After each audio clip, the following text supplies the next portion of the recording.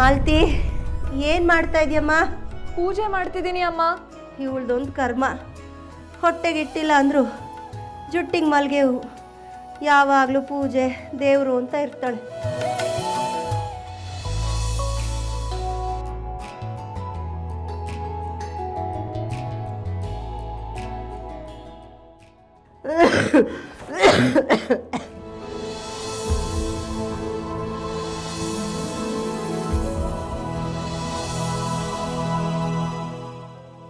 ಅಯ್ಯೋ ಅಯ್ಯೋ ಅಯ್ಯೋ, ನಾನು ಗಂಜಿಗೆ ಉಪ್ತರೋದಕ್ಕೆ ಗತಿ ಇಲ್ಲ ಅಂತ ಒದ್ದಾಡ್ತಾ ಇದ್ದೀನಿ. ನೀನು ಎಣ್ಣೆ ಹಾಕಿ ದೀಪ ಉರಿಸ್ತಾ ಇದ್ಯಾ? ಆರ್ಸು ಆರ್ಸು. ಇನ್ನೊಂದು ಸತಿ ದೀಪ ಗೀಪ ಹಚ್ಚಿದ್ರೆ ಕೊಂದಾಕ್ಬಿಡ್ತೀನಿ ನಿನ್ನ.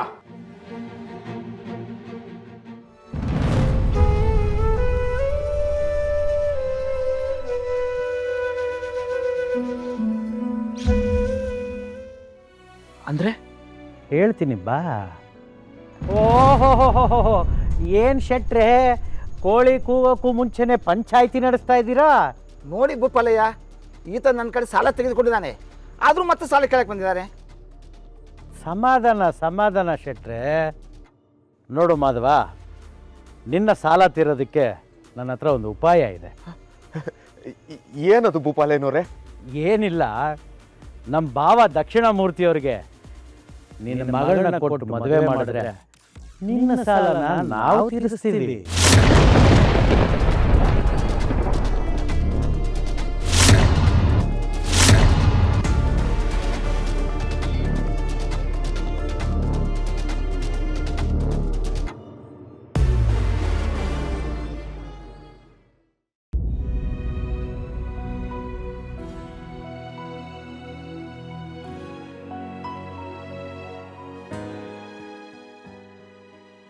ಮುಪ್ಪಾದ ಜೀವ, ವಯೋಸಹಜ ಸಮಸ್ಯೆಗಳು ಸಾಮಾನ್ಯ. ನೀವು ಸದಾ ಹೀಗೆ ನಮ್ಮ ಸೇವೆಯಲ್ಲಿ ಕುಳಿತರೆ ಮಠದ ಆಡಳಿತವನ್ನು ನೋಡಿಕೊಳ್ಳುವರು ಯಾರು ಯತಿಗಳೇ? ಗುರುಗಳೇ, ವ್ಯವಹಾರಕ್ಕೇನು ನೂರಾರು ಮಂದಿ ಸಿಗುತ್ತಾರೆ, ಆದರೆ ಗುರುಸೇವೆ ಮಾಡುವ ಸೌಭಾಗ್ಯ ಎಲ್ಲರಿಗೂ ದಕ್ಕುವುದಿಲ್ಲ ಅಲ್ಲವೇ? ಆಹಾ, ನಿಮ್ಮಂಥ ಮಹಾನುಭಾವರ ಕೈಯಲ್ಲಿ ಸೇವೆ ಮಾಡಿಸಿಕೊಳ್ಳುವ ಭಾಗ್ಯ ಆ ಶ್ರೀಹರಿ ನಮಗೆ ಕರುಣಿಸಿದ್ದಾನೆ. ಇದು ನಮ್ಮ ಪೂರ್ವಜನ್ಮದ ಸುಕೃತವೇ ಸರಿ. ತಾವು ನಮ್ಮನ್ನು ಮಹಾನುಭಾವರೇ ಎಂದು ಸಂಬೋಧಿಸುವುದು ಎಷ್ಟು ಉಚಿತ, ನೀವೇ ಹೇಳಿ. ಮಹಾಮಹಿಮರಾದ ಶ್ರೀ ಶ್ರೀ ವಿಜಯೇಂದ್ರ ತೀರ್ಥ ಶ್ರೀಪಾದಂಗಳವರಿಂದ 8ನೇ ವಯಸ್ಸಿಗೆ ಸನ್ಯಾಸತ್ವ ಸ್ವೀಕರಿಸಿದವರು ನೀವು. ಅಖಂಡ ಬ್ರಹ್ಮಚರ್ಯದಿಂದ 64 ವಿದ್ಯಾ ಪಾರಂಗತರಾಗಿ ಸಮಸ್ತ ಮನುಕುಲಕ್ಕೆ ಜ್ಞಾನ ಪ್ರಸರಣವನ್ನು ಮಾಡಿದವರು. ಮಗು 4 ಅಂಗುಲ ನಡೆದ ಮಾತ್ರಕ್ಕೆ ಅದು ತಂದೆಗೆ ಸಮಾನವಾಗುವುದಿಲ್ಲ. ತಾವು ದಯಮಾಡಿ ನಮ್ಮನ್ನು ದೊಡ್ಡ ಶಬ್ದಗಳಿಂದ ಸಂಬೋಧಿಸಬೇಡಿ, ಅದು ನಮ್ಮ ಪುಣ್ಯ ಸಂಚಯವನ್ನು ಕಡಿಮೆ ಮಾಡುತ್ತದೆ. ವಿದ್ಯೆಗೆ ವಿನಯವೇ ಭೂಷಣ. ನೀವು ಆ ವಿನಯಕ್ಕೆ ಭೂಷಣ ರಾಘವೇಂದ್ರರೇ. ಆದರೂ ನಮ್ಮ ಸೇವೆಗಿಂತ ಮುಖ್ಯ ಮಠದ ಆಗು ಹೋಗುಗಳನ್ನು ವಿಚಾರಿಸುವುದು. ಅದು ನಿಮಗೆ ಗೊತ್ತಲ್ಲವೇ? ಆಡಳಿತದಲ್ಲಿ ಸ್ವಲ್ಪ ಸಡಿಲ ಬಿಟ್ಟರೂ ನುಂಗಿ ನೀರು ಕುಡಿಯುವವರು ಕಾದು ಕುಳಿತಿದ್ದಾರೆ. ಭಕ್ತರ ಸೊತ್ತು ದುಷ್ಟರ ಪಾಲಾಗಬಾರದಲ್ಲವೇ? ಹೌದು ಗುರುಗಳೇ, ಅದು ನಮ್ಮ ಗುರುತರ ಜವಾಬ್ದಾರಿ. ನಾವದನ್ನು ಕಣ್ಣಲ್ಲಿ ಕಣ್ಣಿಟ್ಟು ಕಾಯುತ್ತೇವೆ. ಆ ನಂಬಿಕೆ ನಮಗೂ ಇದೆ. ಆದರೂ ಹಿರಿಯರಾಗಿ ಸಲಹೆ ನೀಡುವುದು ನಮ್ಮ ಕರ್ತವ್ಯ. ನೀವೊಬ್ಬರೇ ಆ ಜವಾಬ್ದಾರಿಯ ಭಾರ ಹೊರುವ ಶ್ರಮವನ್ನು ತೆಗೆದುಕೊಳ್ಳಬೇಡಿ. ಸೂಕ್ತ ಜನರನ್ನು ಹುಡುಕಿ ವ್ಯವಹಾರಕ್ಕೆ ನೇಮಕ ಮಾಡಿಕೊಳ್ಳಿ. ನೀವು ಸಾಧ್ಯವಾದಷ್ಟು ಪ್ರವಾಸವನ್ನು ಮಾಡಬೇಕು. ಜನರ ಕಷ್ಟ ಸುಖಗಳನ್ನು ವಿಚಾರಿಸಿ ಅವರ ಕಣ್ಣೀರು ಒರೆಸುವ ಕಾರ್ಯವನ್ನು ಮಾಡಬೇಕು. ವಿದ್ಯಾಪೀಠಗಳು, ಮಠದ ಆಸ್ತಿಗಳು ಸುಸ್ಥಿರವಾಗಿದೆಯೇ ಎಂದು ತಿಳಿದುಕೊಳ್ಳಲು ಆಗಾಗ ಭೇಟಿ ಕೊಡುತ್ತಾ ಇರಬೇಕು.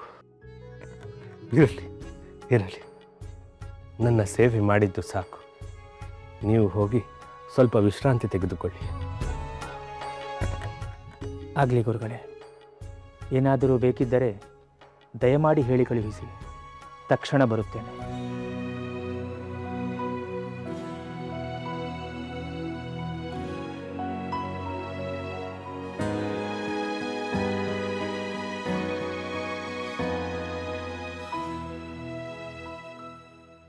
ಎಂತಹ ಶಿಷ್ಯರನ್ನು ಕರುಣಿಸಿದೆ ಶ್ರೀಹರಿ.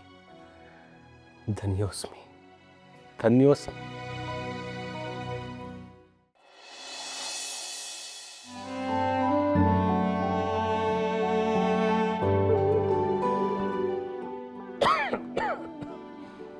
ನಾರಾಯಣ,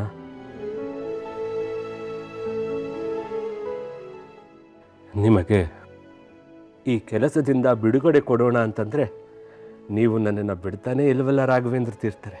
ಗುರುಗಳೇ, ಭಗವಂತ ಕೊಟ್ಟ ಭಾಗ್ಯವನ್ನು ಬೇಡ ಅನ್ನುವುದುಂಟೆ.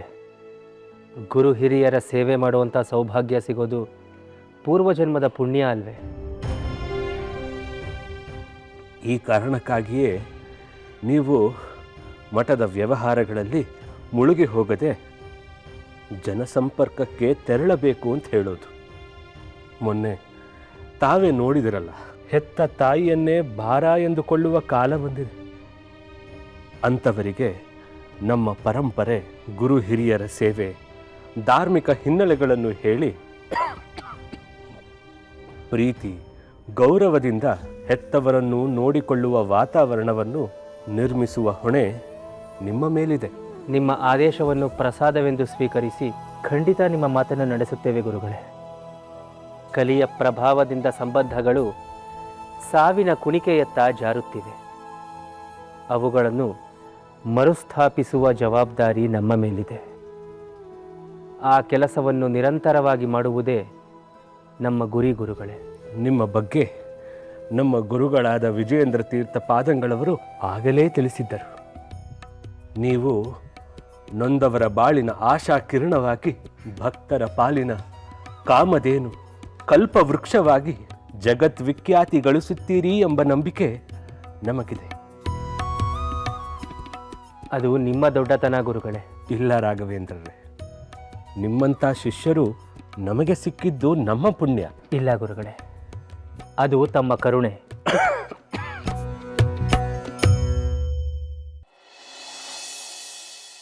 ಇರಲಿ, ನನ್ನದು ಒಂದು ಹರಕೆ ಇದೆ. ಅದನ್ನು ನೀವು ನೆರವೇರಿಸಬೇಕು. ಹೇಳಿ ಗುರುಗಳೇ. ಗುರು ಹರಕೆಯನ್ನು ಪೂರೈಸುವುದಕ್ಕಿಂತ ಬೇರೆ ಹಾರೈಕೆ ಉಂಟೆ? ಹಾಂ,